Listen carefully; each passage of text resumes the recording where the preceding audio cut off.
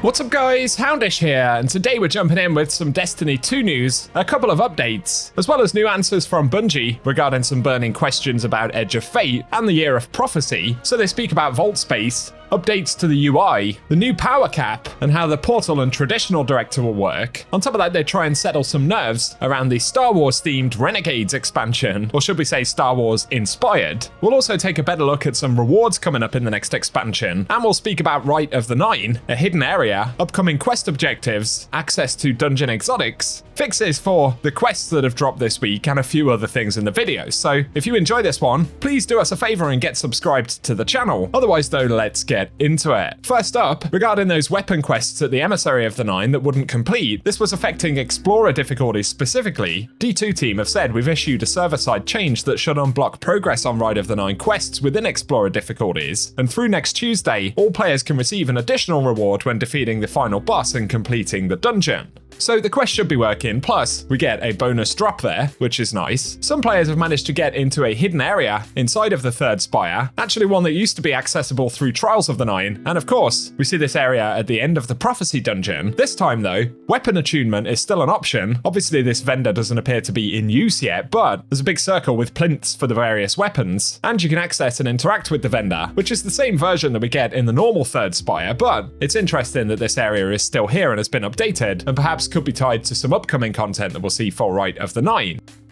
We do know there's something called a Dungeon Gauntlet, which seems to be a specific version of Rite of the Nine where you can essentially play through all of the dungeons, or maybe mixed up and select encounters, more like what we had in Pantheon. It isn't available yet, but might get us access to some of the other rewards at a later date. And looking at the database, we can see an expanded view of the emissary's inventory, all of the weapon quests at the bottom that will roll out week over week, as well as some additional emblem rewards, weapons, and even access to the Spire of the Watcher and Ghosts of the Deep exotics, as well as the Horn Catalyst. Well, there'll be a quest at some point called Crossing the Threshold to complete any Rite of the Nine dungeon in any mode. And the reward for that will indeed enable exotic selection, basically allowing us to pick one of those exotics up. So a reliable route to those exotics is coming for any folks who need a catch-up. Otherwise, as we discussed yesterday, we can earn adept and shiny variants of all of the weapons through multiple means, so they're not tied exclusively to the ultimatum mode, although that will be the best place to farm them. You can still get them from the chests in Eternity, secret chests inside of the dungeons, and potentially even from encounter drops. So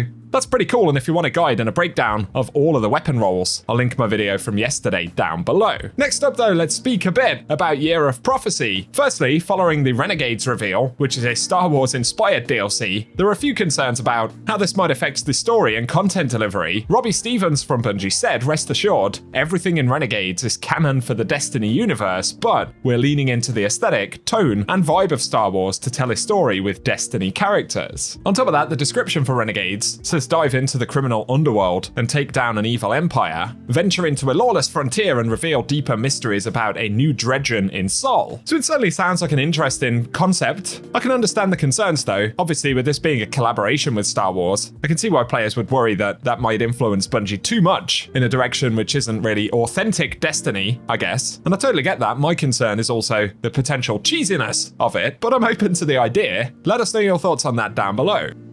In terms of questions regarding some of the systems that Bungie showed off for the next year though, Pyro asked, is power level resetting with max at 300 as shown in the reveal? D2 team said, we'll have more details on power caps and climbs in a future TWID, but we can confirm that power will be squished at launch. All players will have their power refreshed as we embark on this new journey, so it will be kind of a fresh start in terms of power, by the looks of things. Players also said, please don't get rid of the Director Star map, given that we're getting the portal, and that's going to be the new sort of starting tab for the game in general. The D2 team said, the Director will continue to be available through a Worlds tab next to the portal. The goal with the portal is to get a more streamlined experience for all players to find the fun quickly and understand what's next for them to do in Destiny. Importantly though, the traditional director map will still be available. Otherwise, if you have pre-ordered, those items are now available, including New Land Beyond, and Bungie say pre-order items can be picked up from the special deliveries kiosk located in the tower. If you purchase the expansion while you've actually got the game running though, you will probably have to sign out or restart the game in order to get them to show up there. So keep it in mind and give us any impressions you have on New Land Beyond down below.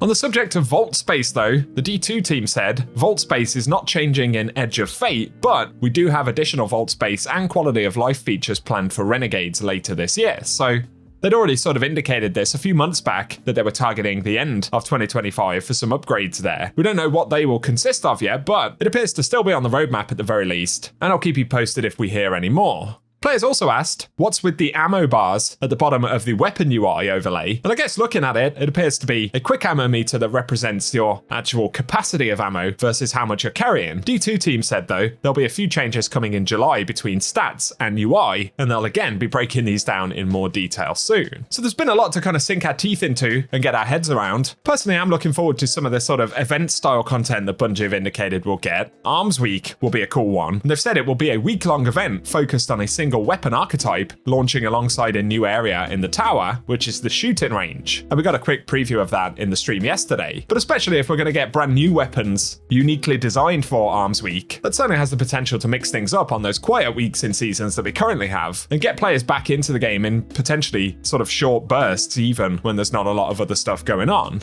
Looking at the year as a whole though, important dates right here. Edge of Fate will be July 15th, and Renegades, as Bungie say, is winter 2025. It actually drops on the 2nd of December. Then in 2026, the two expansions will include Shattered Cycle and The Alchemist. We should keep in mind though, September 9th is when we'll get the Ash and Iron update, which will be a new sort of seasonal event or major update for the game. That's the one that will return us to the Plaguelands, as Bungie outlined, to pick up from where Edge of Fate leaves off. And they say there'll be a new activity called Reclaim. So I'm wondering if some Siva vibes will play into this. I'm sure they will to some extent, but that's also when we'll get a new exotic mission. Bungie actually said there'll be 2 new exotic weapons in that update as well. So that's September 9th, and the next major update, which will be after the winter DLC, will be in March of 2026. So we have a pretty in-depth calendar really, I guess, for the next year now. Other highlights that Bungie point out here is that Kepler, the destination for Edge of Fate, will feature world tiers, highlighting escalating combat and puzzle difficulty with increased rewards. They also share here Fallen Corsairs, which will be a new flying unit, our fallen enemy, which is pretty wild. Plus they tease a new Vex enemy called Kobolds, and the fact that rewards will now progress up to 5 tiers. Each tier will have better stats, perks, and provide more bonuses than the previous one. And we see armor here in a bit more detail, so we can see the set bonus perks at the bottom, as well as new upgrade nodes, mod slots, and the stat rework, which now references health, melee, grenade, super, class, and weapons. Not sure how all of that's going to work, but outside of that, of course, the same will apply to weapons. This one with enhanced perks in every single slot, so that includes the origin trait, barrels, and magazines. Plus an enhanced mod there by the looks of it. I think that's an adept mod. If you're curious about the blue icon or watermark on the weapon as well, Bungie had said previously that this represents new gear, or what Bungie are referring to as new gear, which helps players understand when they're looking at something very new and relevant, or perhaps something a bit older. And I believe they'll keep these blue watermarks for either 3 months until the next major update, or 6 months until the next DLC, before reverting to a more sort of standard watermark.